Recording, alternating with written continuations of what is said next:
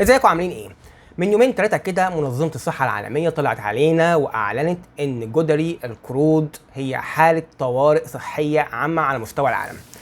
طيب طبعا الذاكرة كلها رجعت بينا لموضوع الكورونا واللي حصل والكمامات والحظر والكلام ده كله. خلونا الاول بس نعرف ايه هي جدري القرود وايه هي اعراضها وايه هي علاجها وايه الفرق ما بينها وما بين الكورونا، وهل هي فعلا مشكله وتشكل خطوره ونقلق منها ولا الموضوع مش مستدعي.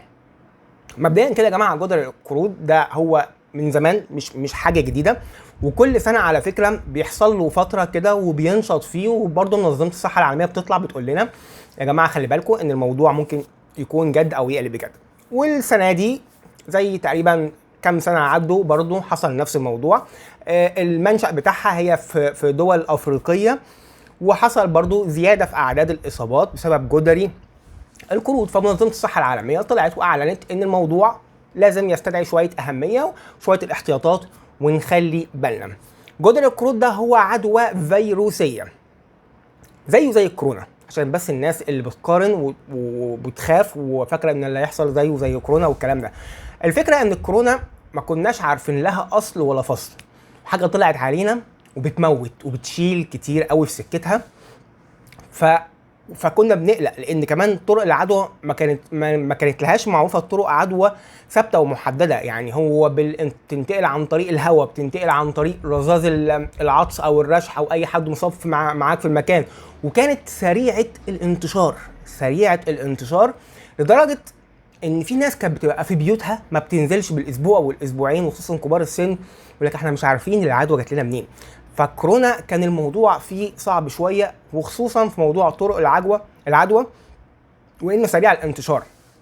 لكن لما نيجي نبص على جدر القرود اللي هي بنسميها امبوكس، يعني هو يعتبر الفاميلي بتاعته او بتاعت الفيروس معروفه، وحتى دلوقتي برضو منظمة الصحة العالمية بتقول ان ممكن يستخدم نفس المصل اللي بيستخدم في علاج الجدري العادي او في الوقاية من الجدري العادي، فبنسبة كبيرة هو اللي هيستخدم، ولكن هو ملهوش علاج. يعني هو كمرض ملهوش علاج، ولكن احنا بنعالج الاعراض بتاعته. الاعراض بتاعته ايه بقى عشان نبقى عارفين؟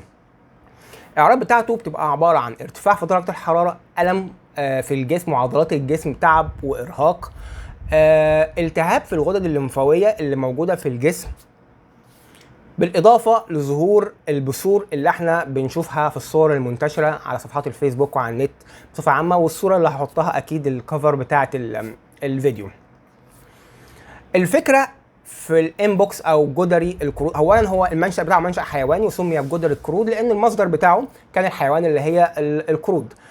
الفكرة كلها ان العدوى بتتنقل ازاي، هنا ده اللي بيحكمنا وبيخلينا نصنف الفيروس او العدوى دي هل هي شديدة الخطورة ولا لا. طيب العدوى بتتنقل مبدئيا كده بنسبة كبيرة عن طريق اللمس. يعني اي حد بتلاقي عنده بثور في جسمه، في كتافه، في دراعه، في وشه، بتبقى مفتوحة، اكيد بيبقى نازل منها افرازات. الحاجات دي لو اتلمست هي اللي بتنقل العدوى بنسبة أساسية وبنسبة كبيرة. ومفيش داعي تلمس الحاجات دي. انت لو لقيت اي شخص مش شرط يبقى عنده جدري القرود عنده البثور دي مفتوحة، اكيد انت مش هتروح تقوم هوب لامسها. طيب ممكن تيجي ايه كمان العدوى؟ ممكن تيجي نتيجة استخدامك للأدوات اللي بيستخدمها الشخص المريض. الفوطة بتاعته، بتنام في السرير بتاعه، بتلبس لبس ليه.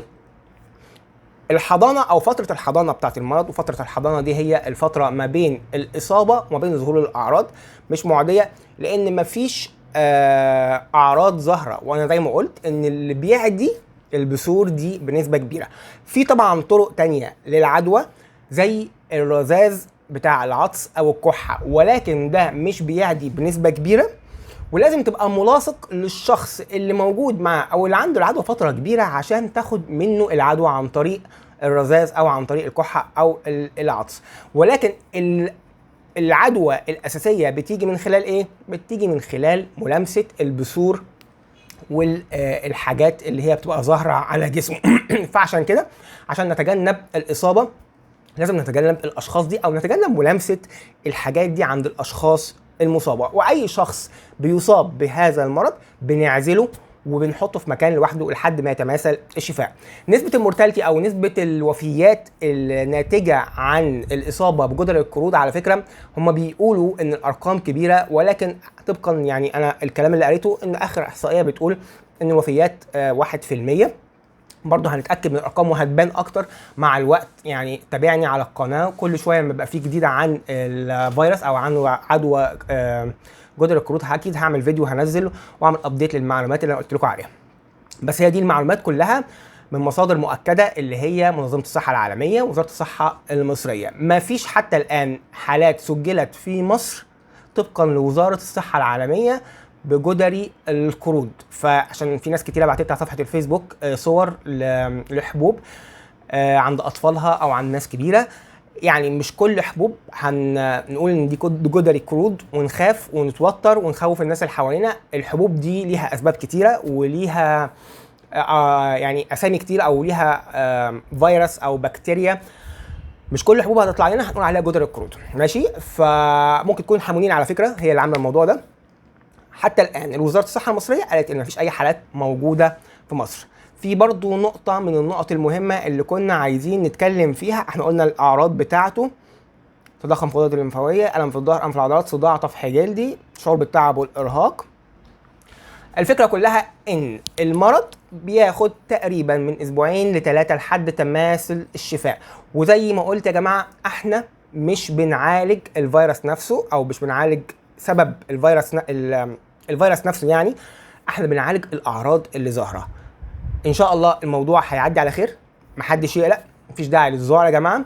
الموضوع مختلف كليا عن عدوى فيروس كورونا. كورونا كان حاجه جديده ملهوش علاج، حتى اللقاحات اتعملت وقتي ما كانش ليها حاجه جاهزه قبل كده. احنا الحمد لله عندنا اللقاحات بتاعت الجدري العاديه هناخدها هنتحصن بيها، وان شاء الله مش هيبقى في خوف من الاصابه.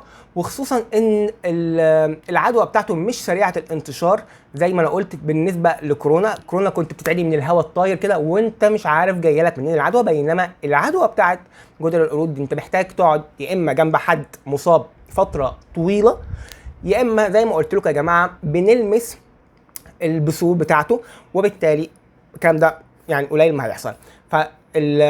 الانتشار بتاعه مش سريع ومش مقلق ان شاء الله، يعني حاجه وهتعدي على خير. محدش يقلق يا جماعه. طمنوا الناس اللي حواليكم، قولوا لهم على الاعراض برضو، وقولوا لهم ازاي يحصنوا نفسهم. اهم حاجه النظافه وغسيل الايدين وعدم ملامسه الاشخاص المصابين او استخدام ادواتهم الشخصيه، لان دي اكتر حاجه ممكن تنقل الاصابه بجدري القرود. يا رب يكون الفيديو مفيد، ولو عندك اي استفسار او اي سؤال اكتبوا لي في التعليقات وان شاء الله هقراه وهجاوب عليه، وهعمل فيديو تاني اعمل ابديت للي حاصل او اخر تطورات الوضع بالنسبه لجدري القرود واخر التصريحات بتاعه منظمه الصحه العالميه ووزاره الصحه المصريه. اشوفكم على خير يا رب ان شاء الله الفيديو الجاي.